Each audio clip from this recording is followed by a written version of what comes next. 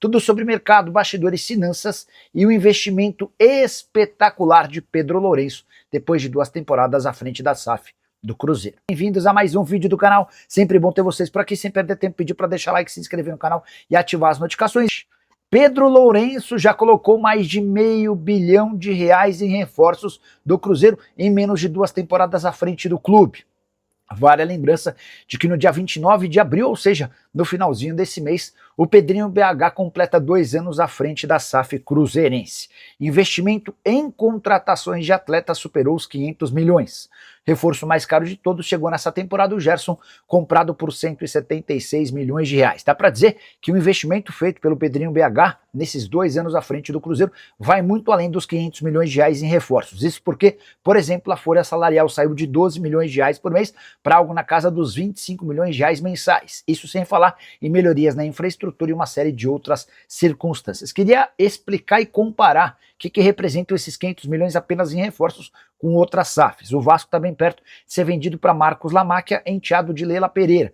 E a promessa é de um investimento total no departamento de futebol de 200 milhões de reais por ano, apenas com reforços. Pedrinho BH gastou 250 milhões. O Bahia foi comprado pelo Grupo City com a promessa de um aporte de R$1 bilhão em 10 anos. Só que boa parte dessa grana vai ser utilizada para pagamento de dívidas. Somente John Textor investiu mais entre todos os donos de SAFs de clubes. A diferença é que John Textor fez com que o Botafogo se endividasse de uma maneira absolutamente irresponsável. Há quem garanta que hoje o Botafogo deve na casa dos 3 bilhões de reais como sociedade anônima do futebol. Vamos falar da questão do Arroio, já que a gente falou do Cruzeiro? Então, eu vi a declaração dele lá em Guayaquil. Pegou um pouco mal, né, pra torcida. Internamente, no Cruzeiro...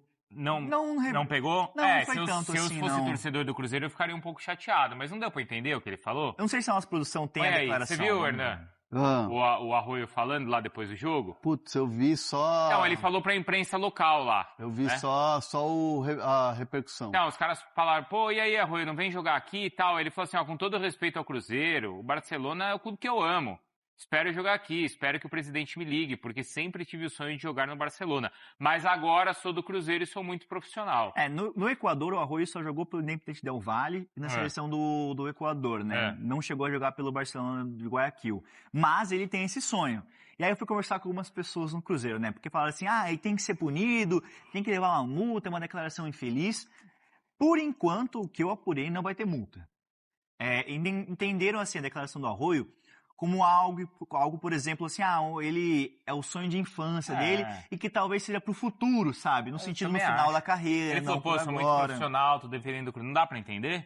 Eu entendi por essa maneira. Porque eu entendi assim também, mas se eu fosse cruzeirense eu estaria bravo. Exato, até me alertaram aqui e falaram assim, pô, mas ele disse que tá muito feliz no Cruzeiro, que ele tá num momento bom. E aí me alertaram para o perfil do Arroio no dia a dia, né? Que é um cara que se dedica muito, que ele se entrega muito no dia a dia, nos bastidores. Acho que isso é o que conta. Exato, que ele tá muito feliz, que ele contagia o ambiente, que é um cara muito importante pro Cruzeiro e foi uma contratação importante. Então, por enquanto não vai haver multa, vai ter uma conversa normal até para entender. Não vacila, tá? Não vacila, mas assim, entenderam mais como uma declaração de amor assim pro Barcelona, que é algo pro futuro, do que não para agora, entendeu? Foi só uma questão de bastidores ali, nada muito grave, o que eu conversei com uma fonte do Cruzeiro hoje de manhã. Eu não sei se o Bruno viu assim a declaração, eu também enxerguei dessa maneira, Bruno, né?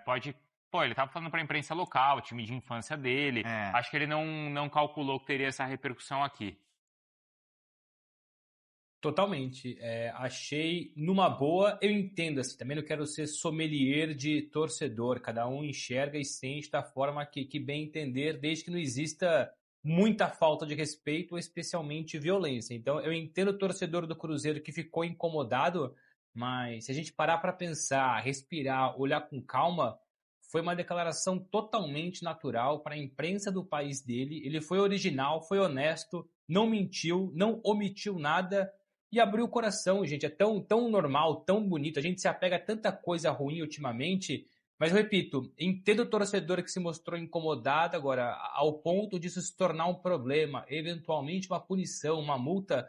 Aí não, né? Pelo amor de Deus, eu acho que faz parte Não vi e não vejo qualquer tipo de problema nesse tipo de manifestação pública. Até essa conversa que eu tive hoje com uma fonte do Cruzeiro, me usaram de exemplo, assim, não é comparação clara, assim, mas o Vinícius Júnior, quando ele tá no Real Madrid e ele fala do Flamengo, volta um dia, tenho muito carinho, até usaram de uma certa comparação. O Gabriel assim. Jesus, não fala? Paquetá, quando voltou. Paquetá, o Gabriel Jesus lá no Arsenal. Exato, é mais uma coisa de amor, sabe, declaração pro clube, do que querer voltar agora, entendeu? O problema é se o cara tá aqui fazendo corpo mole, forçando pra sair e tal, e não é esse o caso. Não é esse o caso, porque falam que ele beleza. se dedica muito, um cara muito comprometido, então não é esse o caso. Então, não é esse o caso. E como é que tá a situação do Gerson lá no Cruzeiro, Felipe? Cara, eu tinha uma conversa bem longa com essa fonte, né, quase meia hora ali, então fui apurando vários detalhes e me falaram do Gerson, né. Tanto o Cruzeiro como o Gerson sabe que ele pode entregar mais. Porque foi uma das contratações mais caras da história do futebol brasileiro. E o Gerson, ele se cobra muito nos bastidores, Bruno Vicari. Ele externa muito isso para a diretoria, que ele sabe que ele pode entregar mais, que ele tem que puxar a responsabilidade. Teve a mudança de técnico agora também, né? Que pode ser positiva, enxergam que o Arthur Jorge está tendo uma relação interessante com o Gerson, porque ele está puxando para conversa, sabe? Até vou trazer uns detalhes sobre o Arthur Jorge aqui. Mas com o Gerson falando assim, você é o cara, você é um protagonista. Então o Gerson entende isso. O Gerson entende que ele tem que entregar mais, que ele precisa mostrar o valor que foi pago por ele também, entendeu? Uma forma de recompensar. E até quando ele volta pro Brasil, pro Cruzeiro, era com a ideia de mirar a seleção brasileira. Porque vale lembrar, no começo do ciclo do Ancelotti, ele estava ganhando oportunidade, depois foi pro Zenit da Rússia. Era um titular absoluto. Era titular. Da seleção. Eu não lembro com o Ancelotti, mas com o Dorival pelo menos era. Não, o Ancelotti, acho que foi a primeira ou segunda convocação, chegou a ser... Mas ele jogou com o Ancelotti Jogou, também, né? Mas depois ele volta pro Brasil com esse intuito e acaba não se adaptando. Mas então ele se cobra muito e depois do jogo contra o Pouso Alegre pelo Campeonato Mineiro, ele sente um incômodo e aí foi uma lesão que ele até não externou, né? Mas ele queria entregar, queria jogar a final, então ele jogou com muitas dores a final contra o Atlético Mineiro, estava sentindo muitas dores no joelho e tomou uma injeção. Aquela injeção para tirar as dores e tudo mais. Uma infiltração, Uma infiltração e ele não falou para ninguém isso. Porque era um desejo dele jogar, entregar, mostrar para a torcida que ele estava disponível. Então ele tomou a injeção, não falou para ninguém. Então a torcida do Cruzeiro para entender como é a cabeça do Gerson. Ele sabe que ele pode entregar mais. O Cruzeiro entende que ele precisa entregar mais também, até pelo valor que foi pago. Mas ele está trabalhando para isso. Trabalhando para reverter essa situação nos bastidores. E do Caio Jorge? O Caio Jorge? Não, Arthur Jorge. Arthur Jorge. O Caio Jorge tá bem. Tá tranquilo. Mas o Arthur Jorge também. Arthur Jorge tá bem, só que... Ganhou o jogo aí? Ganhou, só que foram 3 jogos e uma derrota, né? Pro São Paulo. São Paulo. Tá. Mas ganhou, então ele ganhou do Vitória. Sim. Levou um ataque do São Paulo. Um ataque do São Paulo. Do Roger Machado, viu, Viola? Critica mais Roger Machado. Fala dele, Viola. E ele não gosta de ficar quieto, né? Tá quietinho. E ganhou agora na Libertadores. Ganhou agora na Libertadores, mas assim, o Arthur Jorge não tá feliz com a situação ainda não, tá? Não dá pra dizer que ele tá feliz, porque ele sabe também que o Cruzeiro pode entregar muito mais. O Arthur Jorge, bem, né? Ele sabe. Ainda bem que ele sabe. O Cruzeiro tem um elenco muito bom, ele acredita, tanto que ele chega ao Cruzeiro, ele não pede nenhum reforço. Ele acredita que os jogadores que estavam à disposição são os caras disponíveis, são bons. Então o Cruzeiro tem um elenco razoável. Por mais que tenha essa situação com o Wallace agora. O Wallace está afastado, deve ser negociado no meio do ano, tá? Ele sabe que depois eu trago mais bastidores sobre isso. Mas sobre o Arthur Jorge, ele ainda está incomodado com a situação porque ele acredita que pode melhorar. E o time tem capacidade para isso. E precisa dar uma resposta rápida. E até umas questões aqui, o Cruzeiro, ele precisa dar uma resposta, até porque ele tá na 20ª, não, tá na... Ganhou um jogo só no Brasileiro. Exatamente. Tá em penúltimo. Penúltimo no Campeonato Brasileiro. É o Mirassol ainda que tá atrás. Acho que é o Mirassol, né? Então o Cruzeiro tá na penúltima colocação no Campeonato Brasileiro e eles entendem que essa situação no Brasileirão incomoda muito. Mas o Arthur Jorge está consciente, me passaram umas questões de bastidores ali, que ele tem um estilo paizão, mas é aquele paizão que dá muita bronca, sabe? Que ele cobra muito, é muito rígido nos treinamentos, muito rígido com a questão física, muito rígido com a questão tática e principalmente com o horário. Me alertaram essa questão, que ele, com o horário, é um cara assim, é o estilo europeu, né? Tem que chegar antecipado no treino, tudo certinho. Então ele tem orientado muitos jogadores, buscado conversar, até como o Diniz no seu primeiro dia de Corinthians buscou individualmente conversar com os atletas, o Arthur Jorge, por diversas vezes, tem feito esse trabalho. Puxado esses lideranças do elenco, esses mais jovens, trazer para perto, e aí agregar e mudar essa situação o mais rápido possível.